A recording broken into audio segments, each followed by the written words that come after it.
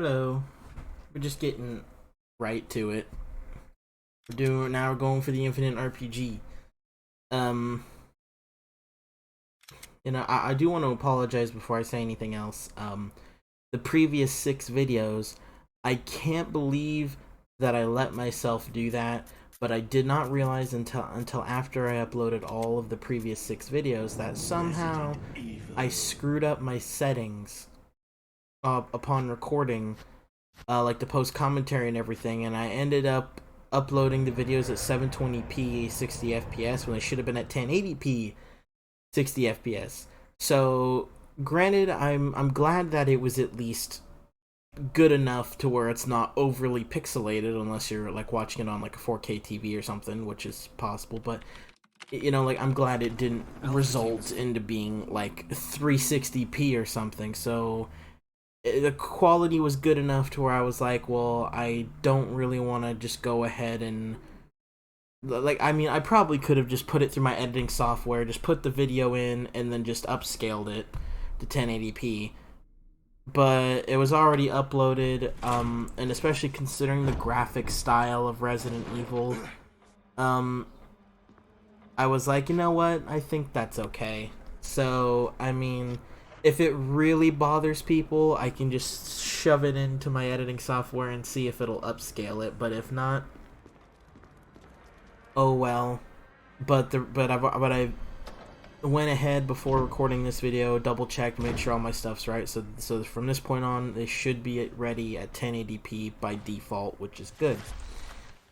But that being addressed aside, obviously, as you saw at the very beginning, load your clear save, because every time you boot up the game you have to load your clear save, so it'll load that you've got your infinite ammo and everything, right? Like, yeah.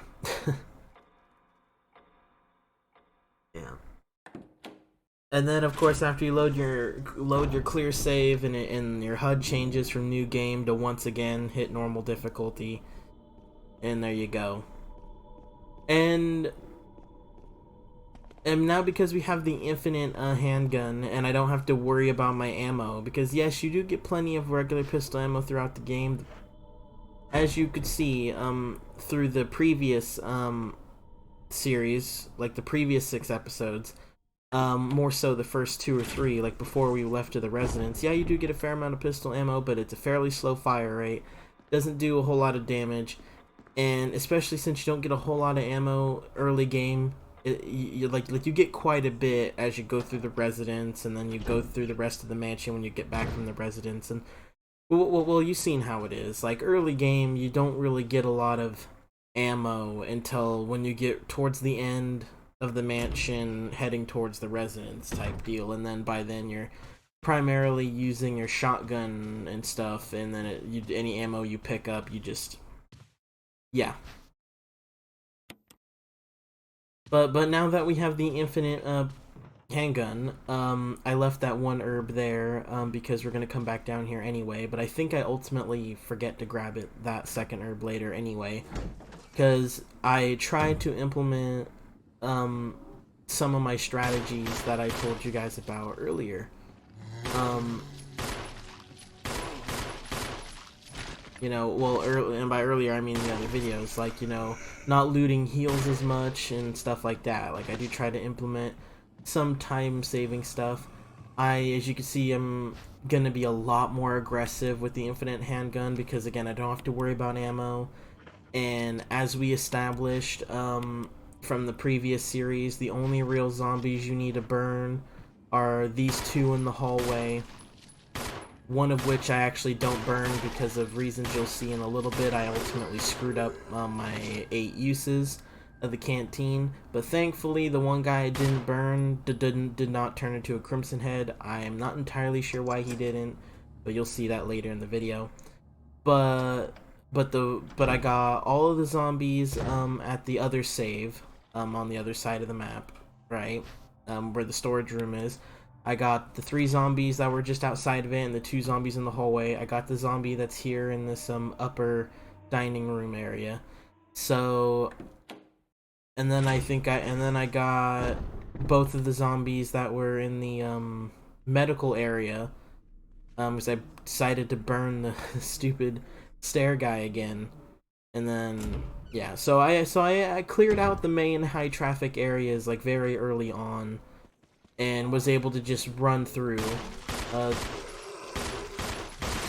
yeah, this guy that I killed, and because this guy is fairly easy to avoid triggering, I made it 1,000 times easier. Where if I really wanted to, I could have done the same thing that I did in the previous run in the first 6 episodes, where I come down here and put the first 3 masks in and wait for the 4th one. But ultimately I decided not to do that, so me killing him the way I did didn't matter. But yeah. Obviously I changed costumes because I really like Jill's BSAA costume from the other games. Even though she doesn't join BSAA until I think until sometime after Resident Evil 3, so but yeah, anyway. But yeah, now that we got the infinite handgun, the entire first section of the game, especially since we're skipping documents and cutscenes, is going to be a lot more aggressive than normal. We're just going to be murdering all the key zombies and then skipping a few. And because we will because we will successfully get the RPG in this run, I wouldn't be recording this if it wasn't a successful run. I would have had to do another playthrough. So since we know that the RPG was a success, that means we got through the game like over an hour faster than in the previous 6 videos. So I think including this video, there's 3 episodes that I gotta upload, with the last one of which is about an hour long, to keep with consistency. So we will be making a ton of progress fairly quick. And you're gonna see I do skip some looting, mainly some heals. I don't, I do skip some green herbs every now and again, and I think the occasional blue, but yeah.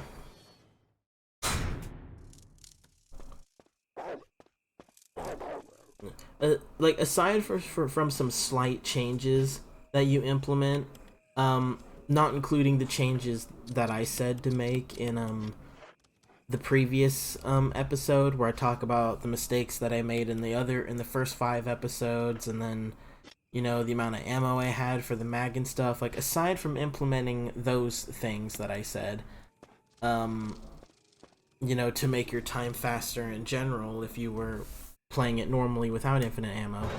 But now that we do have infinite ammo, you're gonna notice that my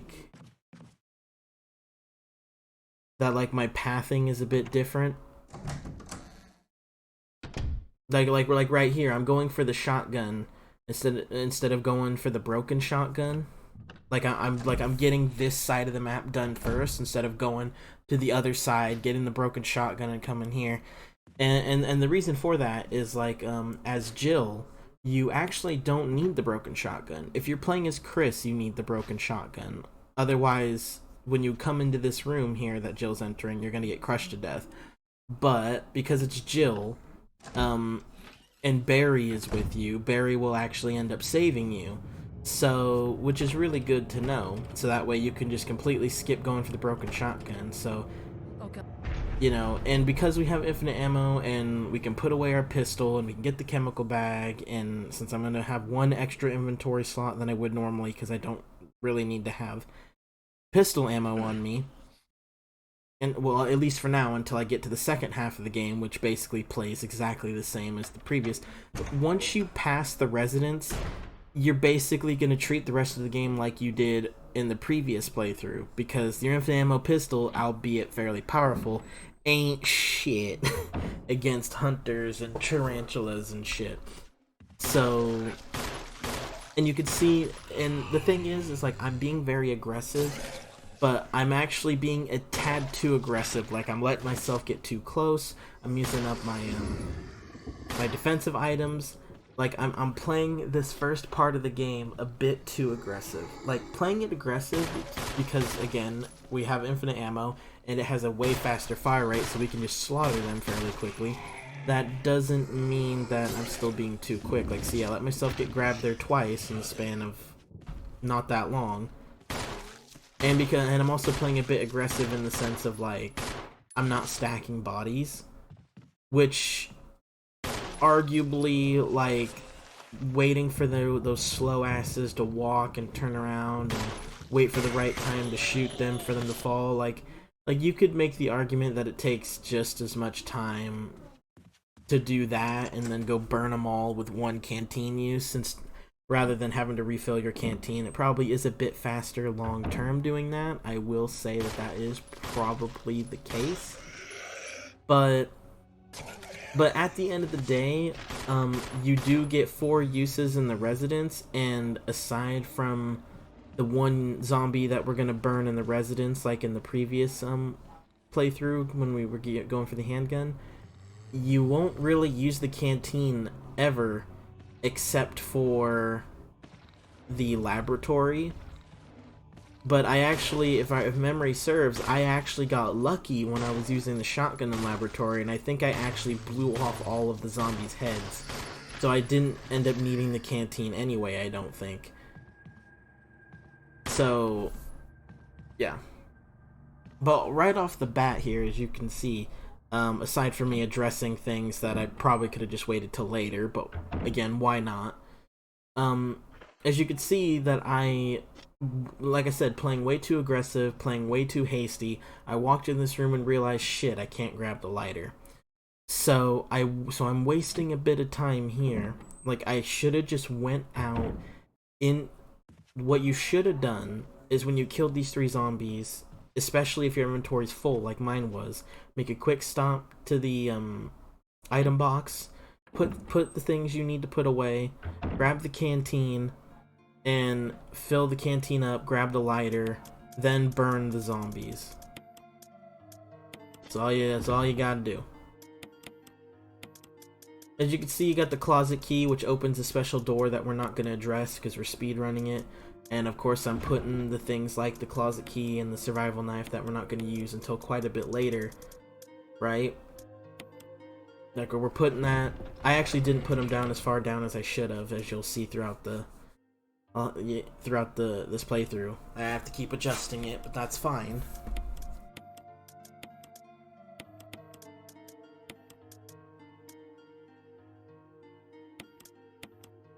Yeah, do I keep the shotgun on me or do I put it away? I mean, I should really put it away because I'm not gonna need it right now. No, I do keep it.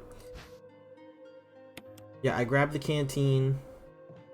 I fill it up, as you can tell, and then I believe I go and burn the 2 zombies in the hallway first, since I have to come back and refill it anyway. I'm pretty sure that's what I do. Yeah, that's what I thought. Okay.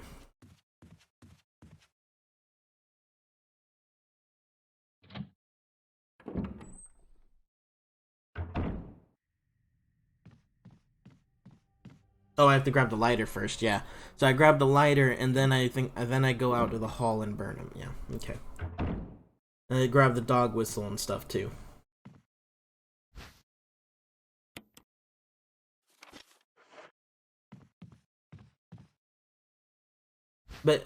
But yeah, like the only parts that change significantly when you have the infinite handgun is the first mansion section before you go to the residence, and then the residence itself, but only a little bit. And well, actually, the residence technically doesn't change at all because upon further reflection, after you kill that one zombie and you burn him, assuming you haven't blown his head off, there's no enemies. Like, the bees do so little damage, right? And you can kill them with the pesticide spray when you get it, right? So the bees do so little damage to the point where, like, once you kill that one zombie, because it's not like you're gonna shoot the sharks. Like, there's no reason to.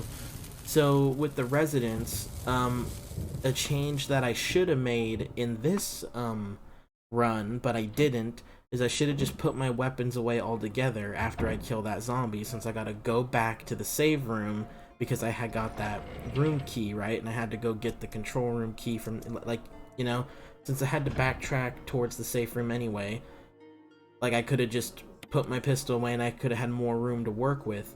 But the thing is since I already have one extra slot from the lack of having to carry pistol ammo anyway, if I did decide to bring the infinite handgun, which I did, it ultimately didn't matter because I still had plenty of space, especially considering I only grabbed 3 bottles instead of 4 for the V-Jolt. So I was still able to do the residence without having to really backtrack or go to the item box unnecessarily. Like, still did it faster than I did in the first attempt that I had to scrap, remember, because I died in the previous playthrough, right? So ultimately everything worked out well. But yeah, like, there's really not a whole lot of commentating for me to do, actually, because aside from slight differences, like for example, this cutscene, like, you only get this cutscene if Barry saves your ass from the fucking broken the shotgun room that was about to crush us, right? So depending on how you go through the different doors and how you do certain things, right? You can trigger different cutscenes with Barry, which will give you different things. Like in the last playthrough, we had Barry give us the grenade launcher, but in this one, Barry's not there because we got saved by him in the shotgun room, and now he's given us additional grenade shells that we didn't have in the first playthrough.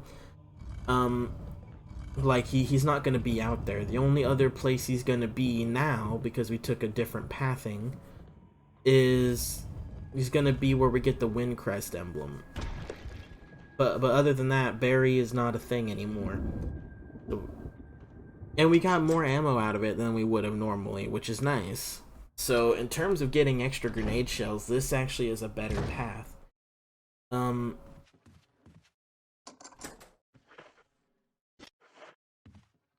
Yeah.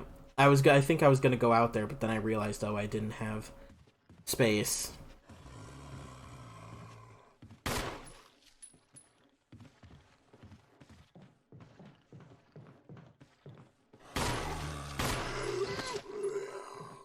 Yeah, this I was trying to burn them because I realized that since I wasted so much kerosene on the other zombies on the other side of the mansion, and now I only have 4 uses at the kerosene can that's over here, right?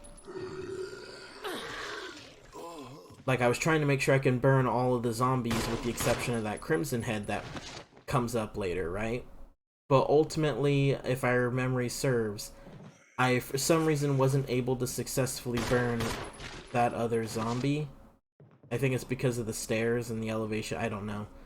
I could be wrong. I could be wrong, so we're gonna find out.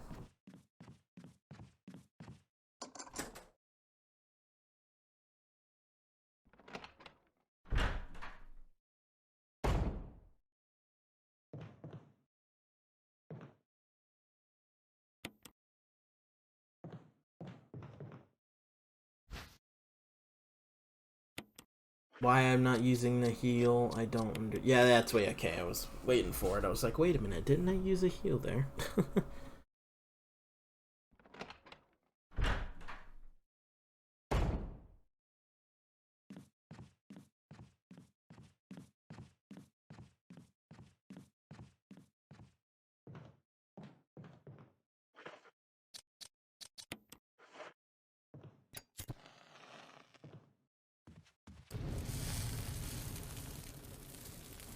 Yeah.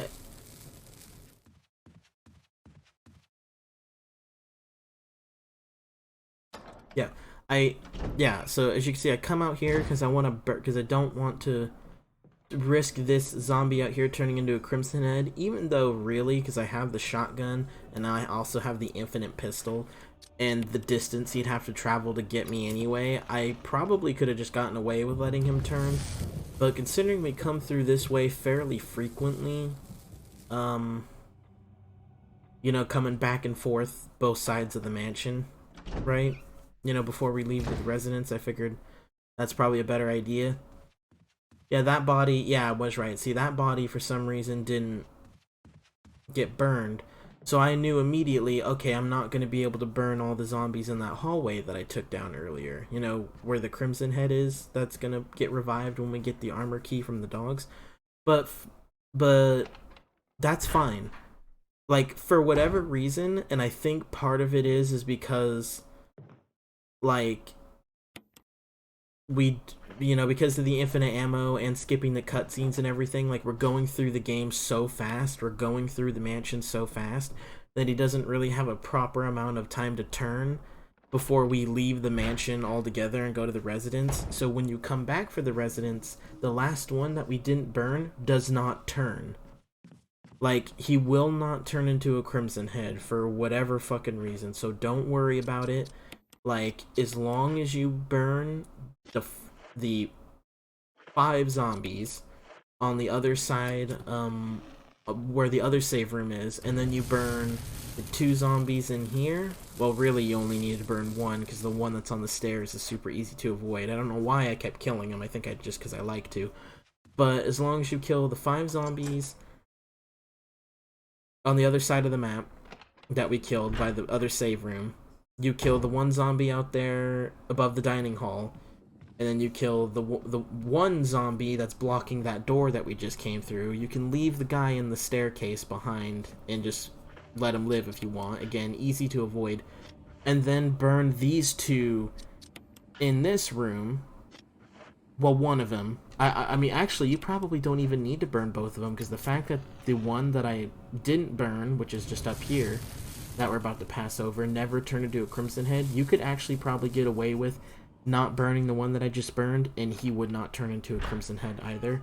So that being said, even if you go AWOL and you just burn 1 zombie at a time, you could probably leave the last 2 zombies that I just, you know, including the one that I just burnt a second ago. If you just leave those 2 in the hallway, you should be fine. They shouldn't turn. And as long as you burn the other zombies, with maybe the exception of the staircase zombie, those high traffic areas you visit multiple times throughout, you know, the game, like when you come back from the residence and stuff, you should have no problem at all with traffic. Like, no zombies should be in your pathing, at least not in a bad way.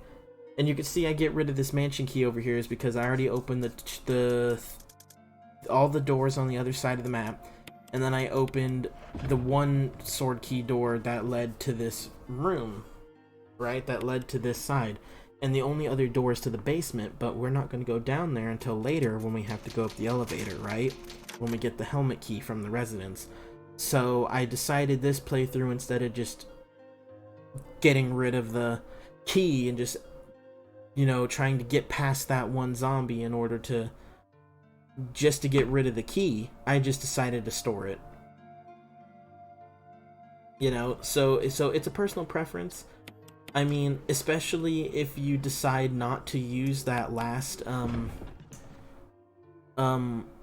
kerosene use that I did on that 1 zombie in the hall, and you decide to use it on the zombie that's blocking your path to that last sword key door, you know, then you should be fine.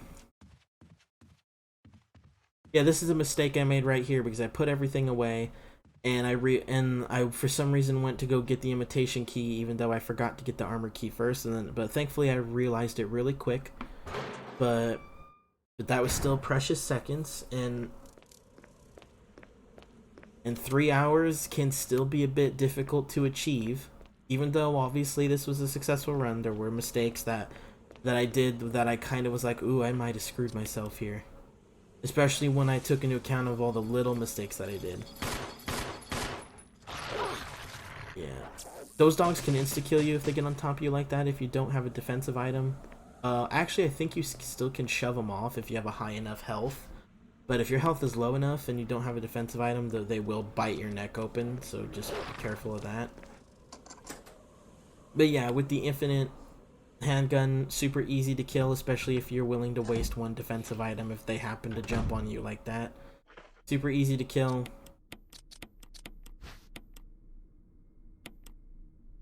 I'm pulling out the shotgun because I'm going to try and kill the Crimson Head that spawns, so that way I don't have to worry about him later in the game. And now that I have the imitation key, I can go straight to that room and go grab the armor key. Like, if you compare where we're at now on this first video compared to where we are at the very, very, very first video in the previous playthrough, we've already made great time because we had to save and stop the first video right before doing the dogfight, and we just finished the dogfight, and we still got another 10 minutes to go. Until this video ends that I'm post commentating. So we're making great fucking time already.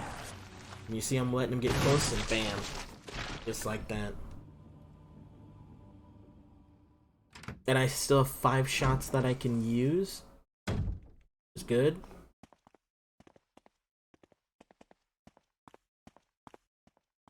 And now because I saved ammo, now that I have 2 extra shotgun shots that I didn't have in the first playthrough because I used it on the dogs.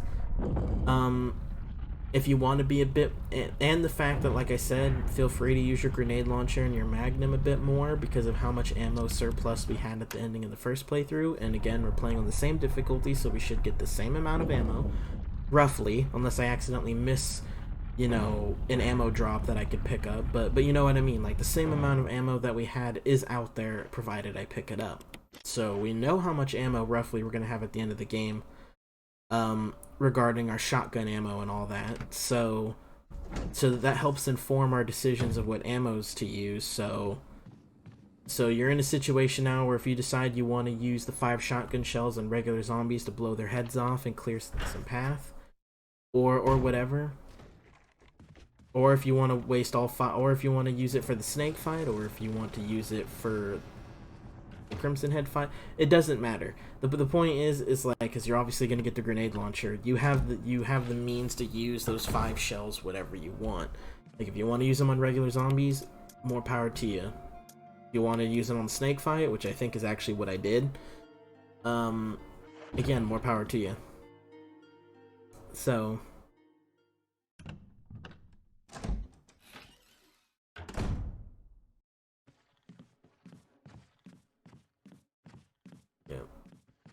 yeah, we're about to go grab the diamond for the shotgun ammo and, of course, grab the death masks. I did ultimately leave some of the heals in that room.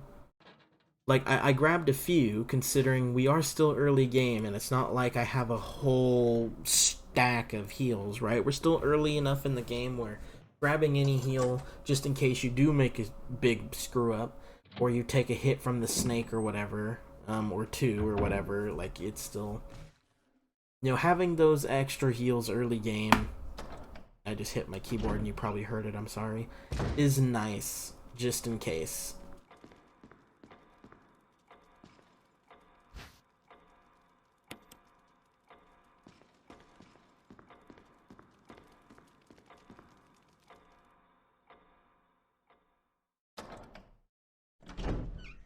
And now with this, we're gonna have, so now we're gonna grab our shotgun shells, and then we're gonna grab a couple herbs, and then we're gonna grab the death mask and be out of here.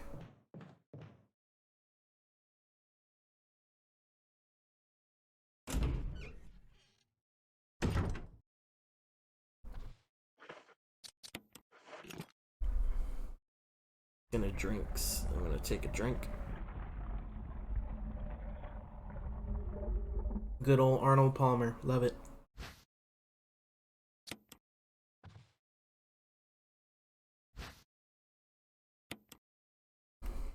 Arizona Arnold Palmer, for those of you that haven't had it, please try it, it's delicious.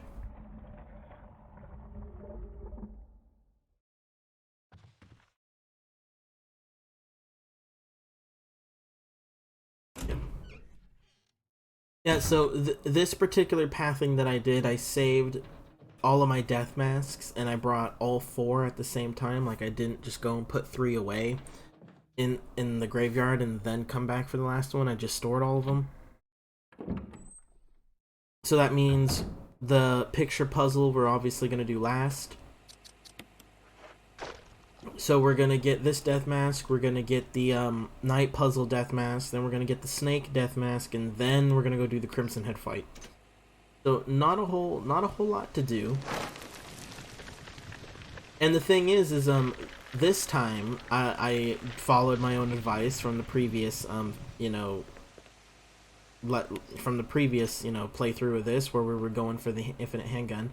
I actually was a bit more patient. I didn't get all hasty with moving my character and trying to leave the room, so I ultimately was able to avoid getting hit by the snake. So I didn't have to go to the medical room, which saved me time, which is good.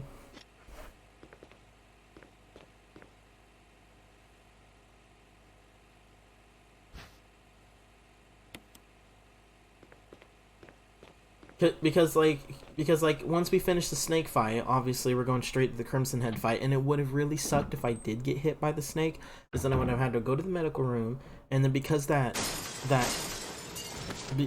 that door that leads to the graveyard right next to the death mask, right after you do the picture puzzle, you can only unlock it from the death mask side. So instead of just like, oh, I'm gonna go to the graveyard and use my lockpick. Well, actually, can you unlock it from the other side? Because if I remember correctly, you need an old key for it. So I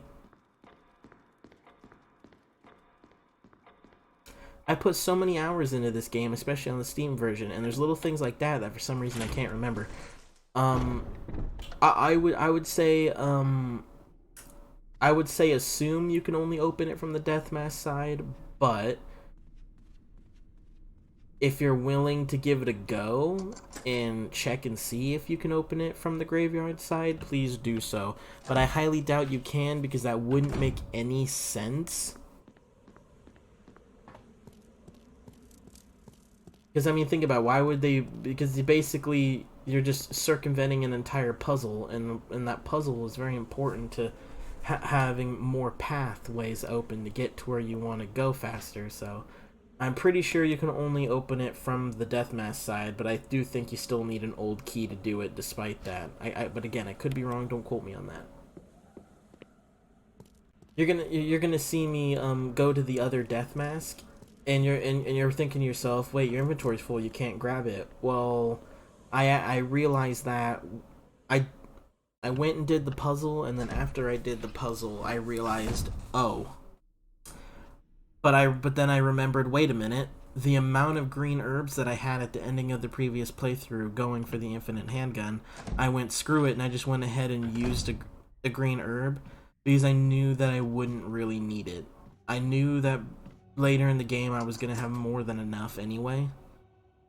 And sometimes that's a nice thing to... That's like the benefit of doing multiple playthroughs before you do like a speed run or whatever, trying to get the infinite handgun or RPG, is because, especially if you're playing it on the same difficulty, so everything's consistent in terms of item drops throughout all playthroughs, and you get that sense of where everything is and how much you're gonna get of things. It helps you be a bit more confident in regards to like, oh, I'm gonna use this herb even though I don't need to, because I want to pick up this item so I don't have to come back for it and save time knowing that I'm gonna get like 5 herbs that I'm not gonna use in the residence or something. I know there's not really 5 herbs in the residence, but you get my point. Like yeah, like knowing these things help inform your decisions. But yeah.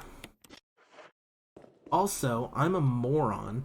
I have played this game multiple times, probably hundreds of hours on the Steam version. Well, at least 100. And I just noticed that the heart that just lit up on the very top, I never noticed that in all my other playthroughs. I kept thinking it was RNG if I had to click one side or the other, and I was just getting unlucky every single time. I didn't realize you had to click both for both halves of the heart to light up to open it. And I feel like a moron. Like, oh my god, like I was like when I was recording this gameplay, because again, I was gonna do my post commentary later, right? So I was just focused on the gameplay. I was thinking to myself, holy shit, I'm an idiot. Like, like actually, I'm gonna load up Steam, because like I'm just gonna go ahead and load up Steam. I guess, like, how many hours have I played? I don't know. I've only done like 2 or 3 playthroughs on the Switch version, which again, which I have my Infinite RPG for. So I mean, I would probably say I've only put like maybe 10 hours into the Switch version, because I only did just enough playthroughs to get the Infinite RPG, and then I haven't really touched it. So like, let's actually go ahead and take a gander, shall we? I have to get rid of all this publisher sale stuff. But anyway, yeah, let's actually go take a look. Resident Evil 1. How many hours have I put into you? Okay, I put 80.3 hours. And I have 43 out of 44 achievements, and the only achievement I don't have, I'm pretty sure, is Real Survival Mode. And beating that. But yeah, at least I know that now. And then of course I put, you know, so and then of course the previous playthrough that I recorded for you guys to get the infinite handgun for the PlayStation, which was about 4 hours, so that's about 84 hours, and then however many Switch playthroughs that I've done, which I think is 2 or 3, so that's probably, so yeah, I was right, about roughly 100 hours now, not including the current playthrough we're doing. So, and the fact that there's still certain things that I can't remember is astonishing. But yeah, this is the ending of this video, and we're making a lot of progress. All we have to do is save Richard, and then of course we're gonna go get the shield key, and then do the snake fight, and then yeah. So next video we will be leaving the mansion, and I think we finished the residence too in the next video, I think. Don't quote me on that though. So yeah, with all that being said, I will see you guys on the next video. Take care, everybody.